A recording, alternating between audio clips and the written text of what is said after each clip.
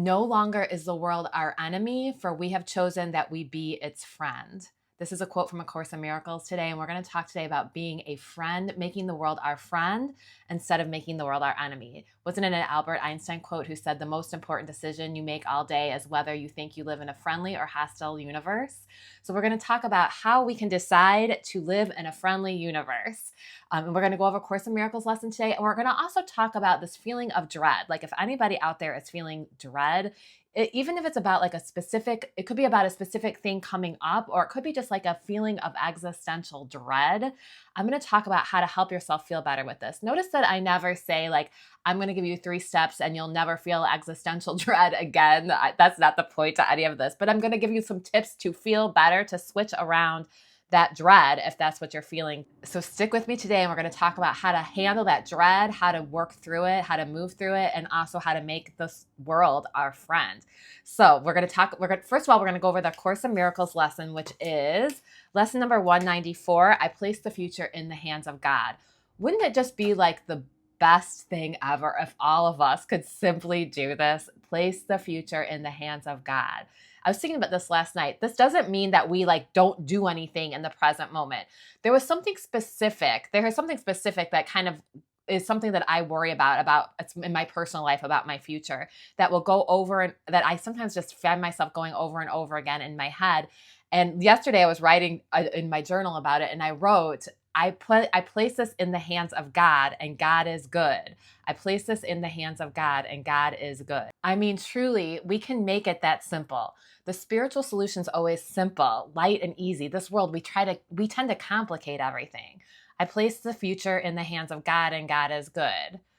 That's just from me. I added the God is good part, but with this specific instance, this thing that I'm worrying about my future, there's nothing I can do about it right now. Like, I don't know, there's infinite possibilities that could happen in my future.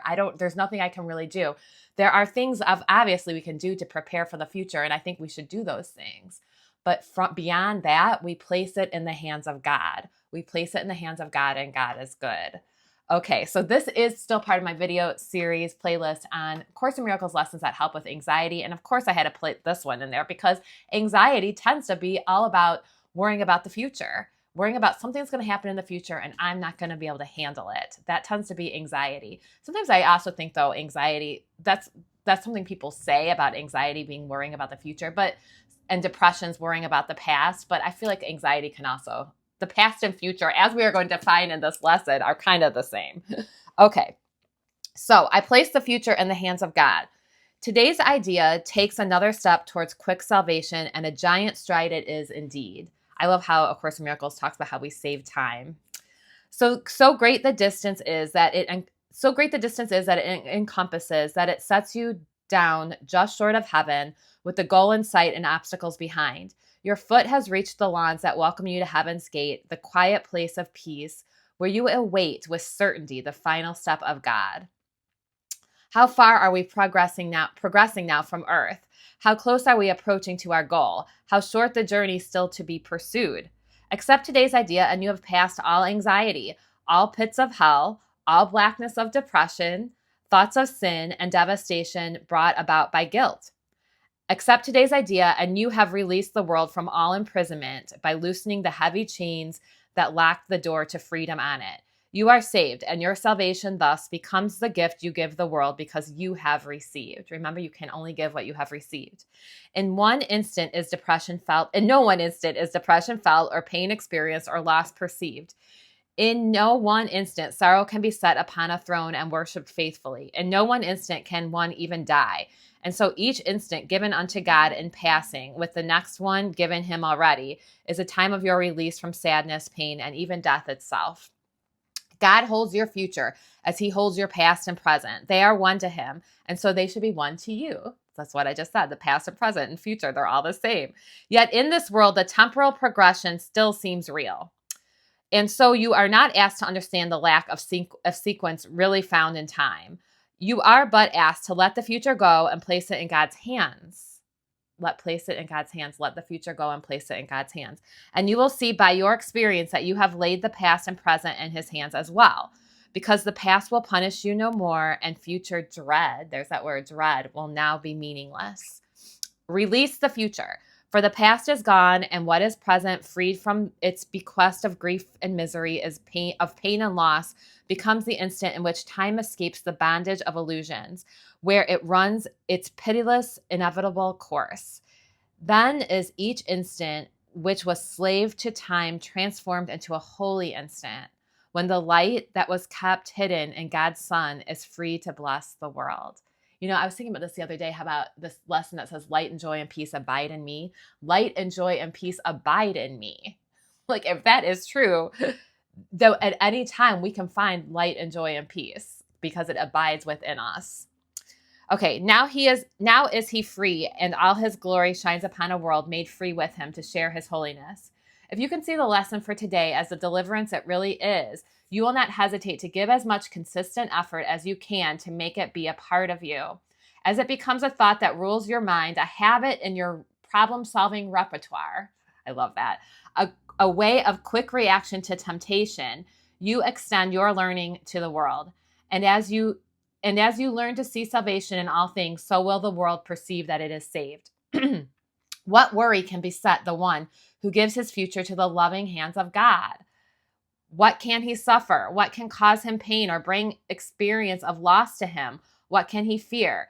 And what can he regard except with love? For who has escaped all fear of future pain has found his way to present peace and certainty of care the world can never threaten. He is sure that his perception may be faulty, but it will never lack correction. He is free to choose again when he has been deceived, to change his mind when he has made mistakes. Place then your future in the hands of God. For thus you call the memory of him to come again, replacing all your thoughts of sin and evil with the truth of love. Think you the world could fail to gain thereby, and every living creature not respond with healed perception? Who entrusts himself to God has also placed the world within the hands to which he has himself appealed for comfort and security. He lays aside the sick illusions of the world along with his, and offers peace to both. Now we are saved indeed, for in God's hands we rest untroubled, sure that only good can come to us. If we forget, we will gently be reassured. Be gently reassured. If we accept an unforgiving thought, it will soon be replaced by love's reflection. And if we are tempted to attack, we will appeal to him who guards our rest to make the choice for us that leaves temptation far behind. No, here's the last sentence. No longer is the world our enemy, for we have chosen that we be its friend. That's the sentence that we started with. And I wrote, no longer is the world my enemy, for I have chosen to be its friend. So I think it's interesting in this lesson that they mentioned the word dread, and that they also, that last quote about being the world's friend instead of the world's enemy, because I think that goes together, like this feeling of dread and being the world's friend. So how in the world can we, besides reading this lesson and letting it sink in, like how do we become friends to the world? And I think we do this in different ways. How do we make sure that we are choosing to be its friends? And I think one of the reasons, I said this in my last video about like any slight feeling of misery that you're feeling, you're probably not choosing to be the world's friend. But also I think for me, it's like thinking positively of others. It's like thinking positively of my loved ones, of my clients, of my friends. It's like, and I know that sounds like it's an easy thing to do because these are all people that I love, that are in my life. But sometimes if I'm feeling drained, I might start feeling negatively of others, like blaming others for draining me. This is where boundaries come in. Like I would say boundaries with love, because there's a lot of talk in the self-help world about boundaries. But I think sometimes when people talk about boundaries, they're like boundaries, like it's almost like used as a weapon, like, no, these are boundaries, loving boundaries towards ourselves and towards others. Like when you're thinking of other people, are you thinking of the love in them? Even if you're not liking what they're doing or if you're disagreeing with them, like, are you still loving them? Are you still connecting? Or like, this is what I found too, is like I go to an email and I'm like assuming that all my emails are going to be negative when they never are. They're usually positive. Or I think, oh my gosh, I'm like nervous about seeing a client. And then I like change my brain and I like look forward to it. It's fun to see my clients. So are we thinking of people in a overall positive way or a negative way? And even if like we have every right to be thinking negatively of someone or something that somebody did, are we connecting to the light in that person? Is it like a namaste type feeling? Like, I don't like what that person did, but overall, I'm sending that person love still. There's a lot of division in the world right now, obviously, needless to say. And like, I don't know that anybody in the world looks at things the way that I do or feels. We probably all have our individual way of seeing things, right? And I think as an empath, like I used to feel like when people talk to me about their opinions about things that I had to like almost agree with them because I can see everybody's point of view. It's like the blessing and the curse of being an empath, right? And I'm working on holding my own view.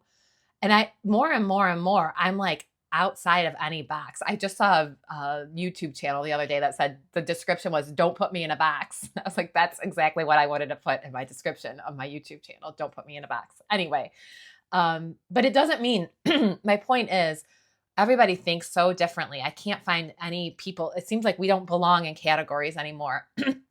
And, but it doesn't mean we can't love each other. It's okay. Everybody's going through their own journey and everybody has their own viewpoints for their own reasons. And, anyway, that's enough of that. So yes, but that's one way of making the world a friend. Like the Einstein quote is true about we wake up in the morning basically and we decide. It's an important decision. So we can decide that we live in a friendly universe. So anything that happens to us is for our good. We decide that. And A Course in Miracles literally says, we don't know what anything is for. So why are we continually trying to figure it out?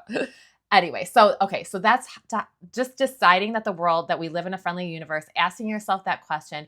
Are you giving people the benefit of the doubt? Are you thinking, honestly, like I've had loved ones that I've struggled with, like my relationship with these people. And it's such a relief when I can feel love. I give up the desire to be right about this person. That's like that idea, would you rather be right or happy? When I choose to be happy instead of being right, it's such a relief. It doesn't mean that I agree with everything this person's ever done. It means I don't understand it all. It means this has nothing to do with me. I will stay on in my truth, and let that go. Okay, so what about this idea of dread? I feel like this goes along with this. Now, I had something, this was a few years ago. I was teaching a class on something and I was finding myself dreading it. It was the next day, I was feeling dread about it. And I was like, why am I feeling this dread? And I realized I was thinking of everything that could go wrong. And this could be I was thinking about this last night. This could be for something an event that's coming, an actual thing that you're dreading, or like existential dread. We tend to be thinking of everything that could go wrong when we're feeling dread. So a simple way to kind of move through this is to recognize this. Like, I'm thinking of everything that can go wrong and think of things that could go right. I know our human brain is going to fight against that. It's not going to want it to be that simple, but it is. For instance, for that class that I was teaching, I was like, wait a minute, I'm looking forward to the people that are going to be in this class. And I know they're looking forward to seeing me and it's going to be fun. And like thinking of all the things that could go right were like way more than the little things that I was focusing on that could go wrong, that was making me like not even want to do it. And this really applies, I do believe, to existential dread as well. Like thinking of what's going right in your life, thinking of what the 3 good things that happened today. What could be good things about getting older? What could be good things about the future? Like thinking of what could go right really can get us a long way. Okay, so let's do some EFT, some tapping around. I place the future in the hands of God. I place the future in the hands of God. So we're going to start in the karate chop. Even though I feel like I can't place the future in the hands of God, I choose to place the future in the hands of God.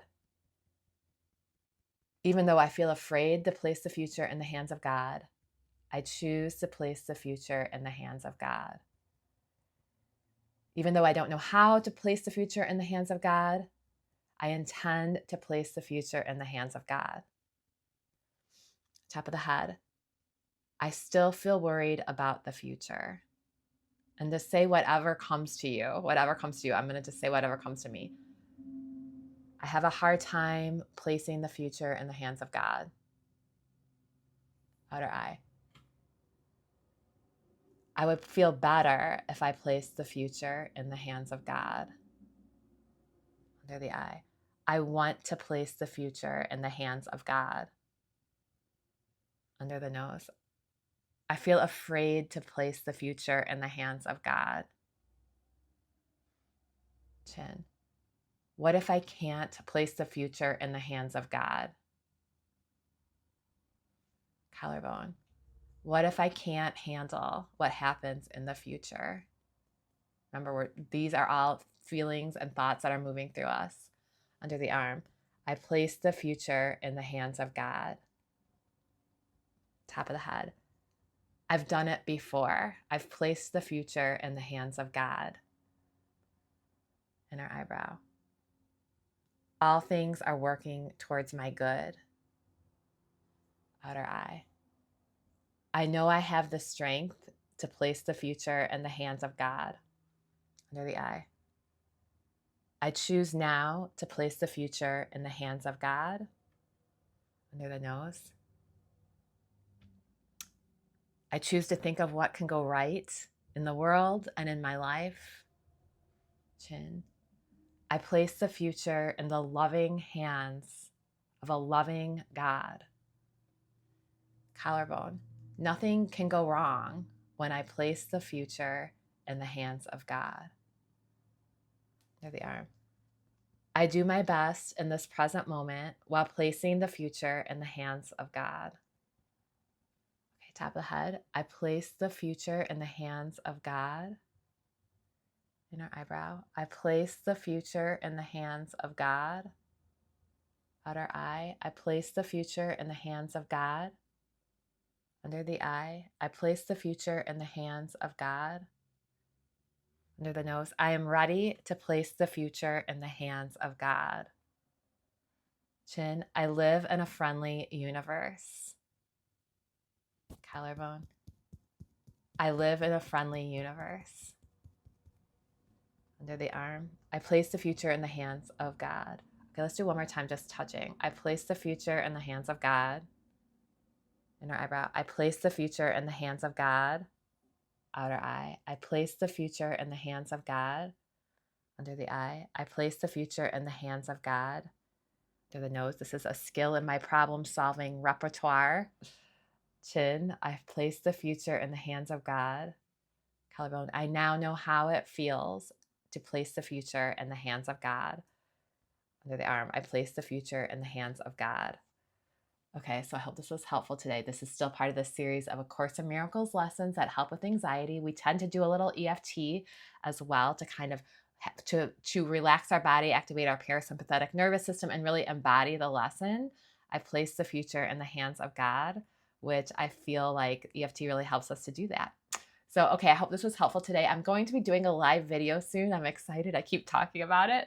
But it's going to work out. It might be this Wednesday or following Wednesday, but I won't say for sure yet. Anyway, my name is Elizabeth Cermak. I am a psychotherapist turned coach here to talk about helping sensitive people find inner peace, bringing the vertical into this world. If you want more videos like this, if you found this helpful, go ahead and subscribe below, and I will talk to you soon. Peace and love.